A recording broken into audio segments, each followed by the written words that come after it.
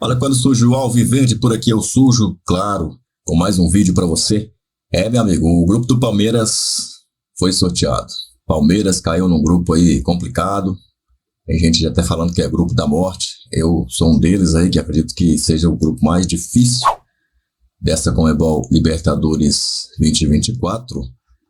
E Denilson Show também deu a opinião dele sobre esse grupo aí. E você vai ver o que ele falou. Mas antes, dá aquele like aí, que ajuda pra caramba o canal. Tem gente vendo o vídeo e não tá deixando o seu like.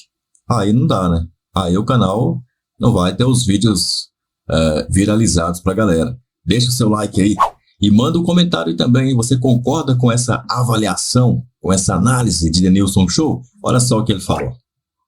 Mas tem equipes perigosas quando a gente fala em River Plate, Boca Juniors, a tradição. O Boca fez a final com o Fluminense. Dedê, você já tem algum favorito? Loirão, assim, primeiro, eu acompanhei todo o sorteio ontem, belíssimo sorteio por sinal, bastante homenagens lá aos grandes protagonistas sul-americanos.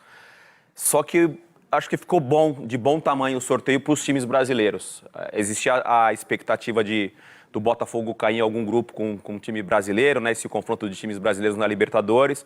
Acabou não acontecendo e pela repercussão do sorteio de ontem, por exemplo, a gente viu ali o presidente do Flamengo falando sobre a questão da logística, as finais, a gente está vendo o primeiro grupo, né? O grupo A, que tem aí o Fluminense, o Cerro Porteño do Paraguai, Aliança Lima, Peru e Colo-Colo do Chile.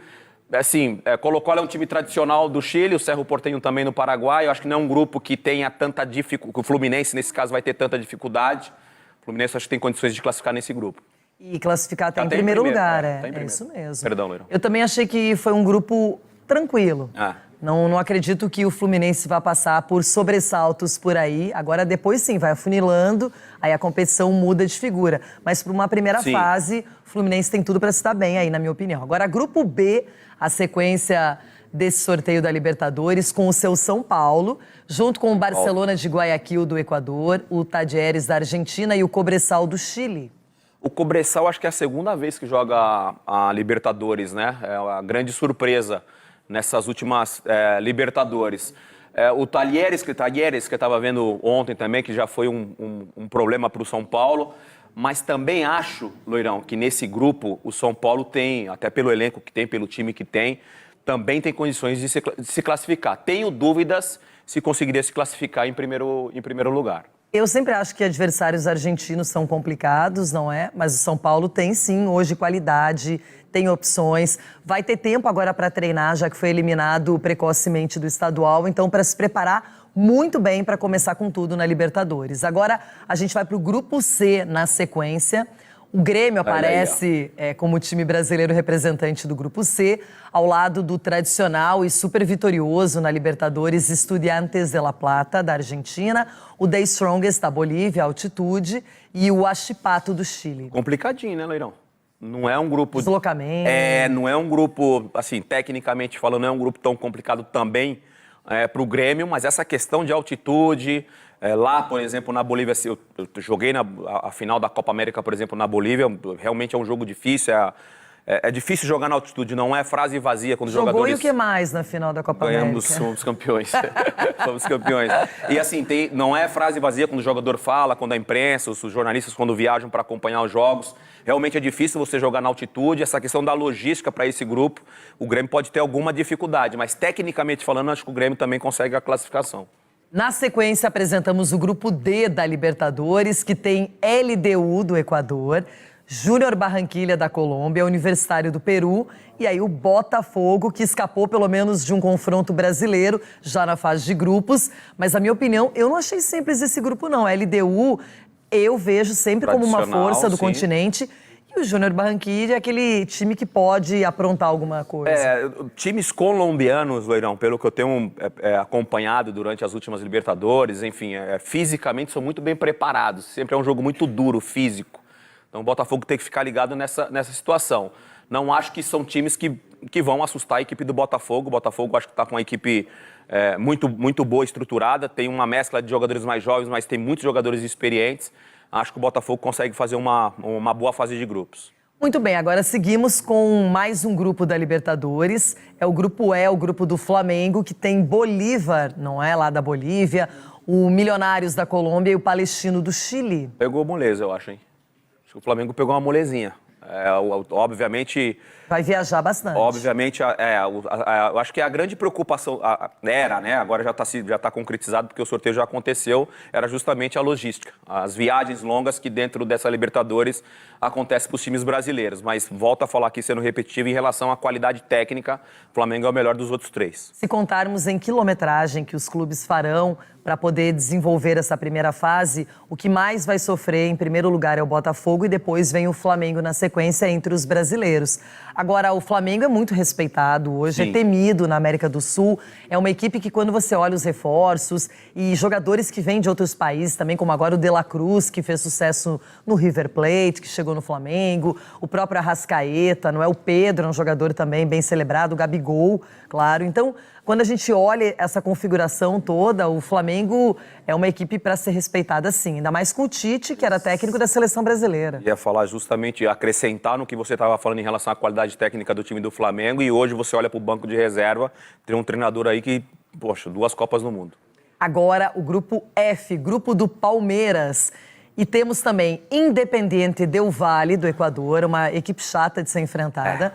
O San Lorenzo da Argentina sempre tem uma tradição, uma história, não é? Já ganhou Libertadores. E o Liverpool do Uruguai. O Independiente do Equador, do Del Valle, né, vem se destacando nas últimas temporadas, né?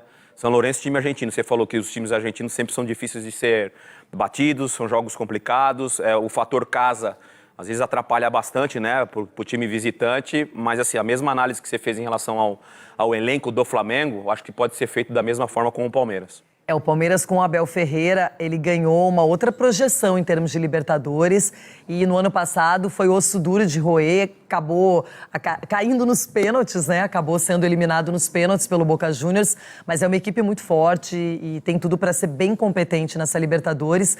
Não sei não, hein, Dê? Porque o Abel já ganhou 2 Brasileirões seguidos, não sei se agora a Libertadores, pelo menos para ele, não vai ser o objetivo principal. Do jeito que ele é competitivo, com certeza vai ser uma das principais competições que ele vai poder disputar. E teremos o Atlético Mineiro também nessa disputa. O Galo está no grupo G da Libertadores. Não trouxe a presidente Leila, ela está com a seleção brasileira em Londres, chefiando a delegação do Brasil. Veio o vice-presidente, o Paulo Boazzi, que geralmente representa o Palmeiras também nesse tipo de evento. E o curioso, o segundo integrante era o Maurício Gagliotti, ex-presidente do Palmeiras, que não tem cargo hoje.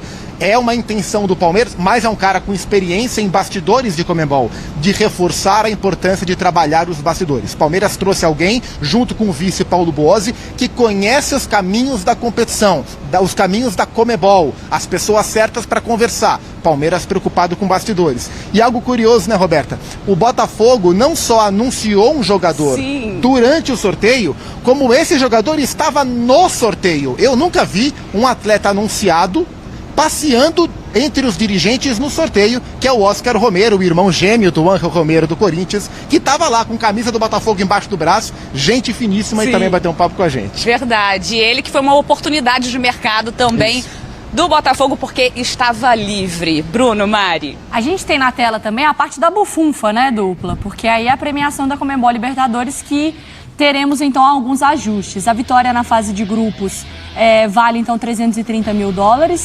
passando aí na fase de grupos 3 milhões, nas oitavas, isso tudo em dólares, tá?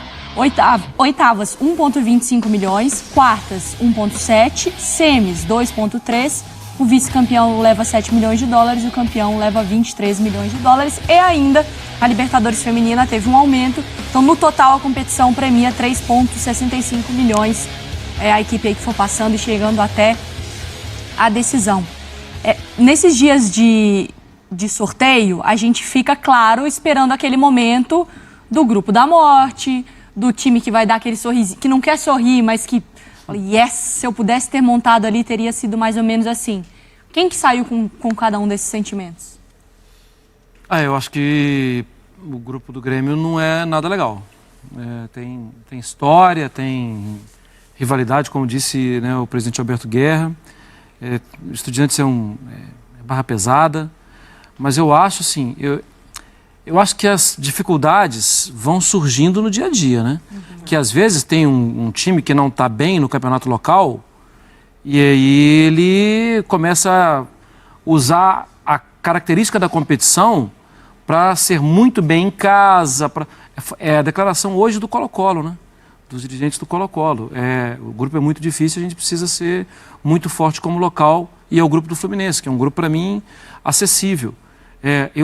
O outro grupo, o H, é chatíssimo, o grupo do River.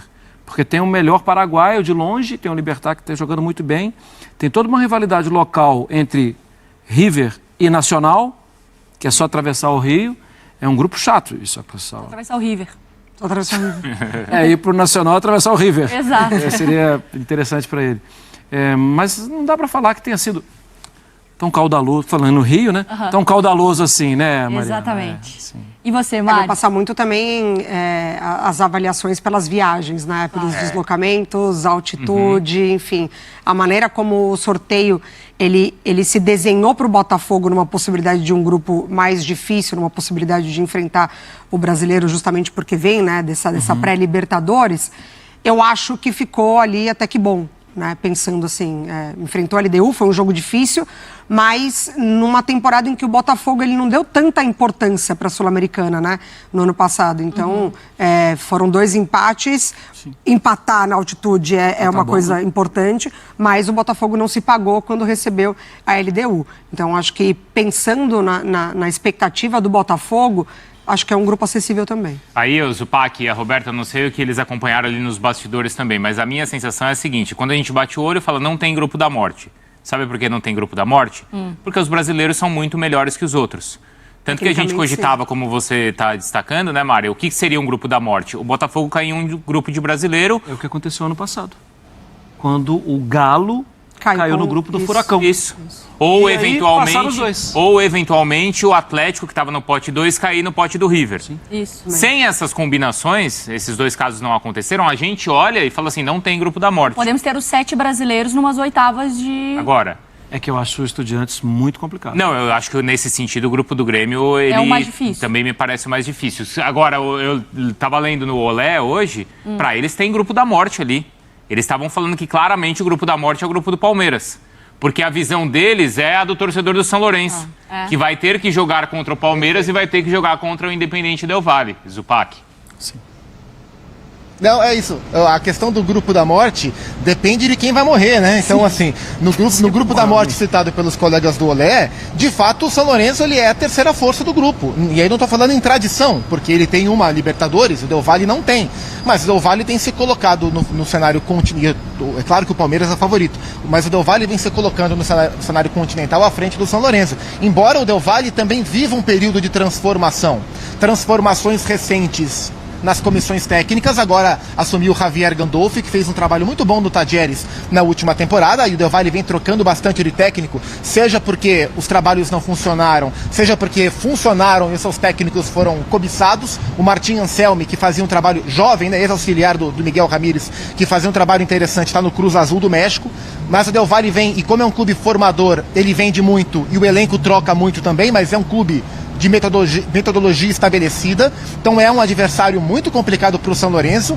Eu tenho uma curiosidade sobre o Palmeiras e Del Valle no encontro, pela maneira de jogar futebol. E o Palmeiras encontrou com o Del Valle em uma das últimas Libertadores e atropelou o Del Valle no Brasil, ia falar aqui, né? Atropelou o Del Valle no Brasil e foi o primeiro time brasileiro a ganhar do Del Valle fora. A maneira mais fluida que o Del Valle joga, o Palmeiras adora armar a arapuca ali. Então é um encaixe ruim para os equatorianos e costumeiramente bom para o time do Abel.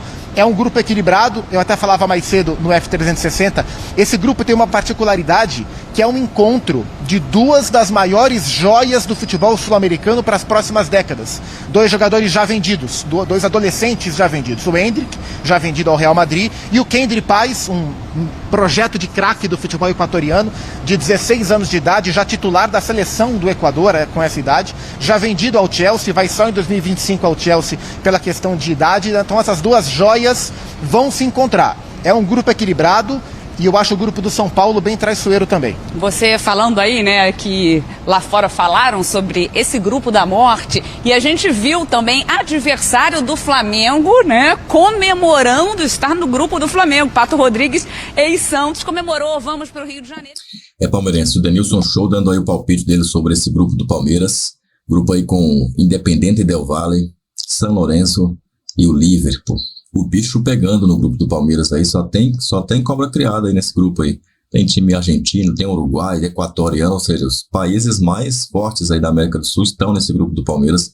Os times com os países de maior coeficiente hoje em dia, fora o próprio país do Palmeiras, que é o Brasil, estão aí, né? Brasil, Argentina, Equador e o Uruguai também aí nesse grupo aí.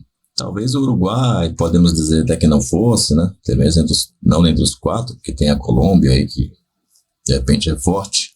Mas o Uruguai está na confusão aí dos 5, pelo menos, né? Até porque o Nacional e o Peñarol estão sempre aí, né? O que você achou dessa análise aí do Denilson? Você concorda com ele? Você acha que é desse jeito aí mesmo?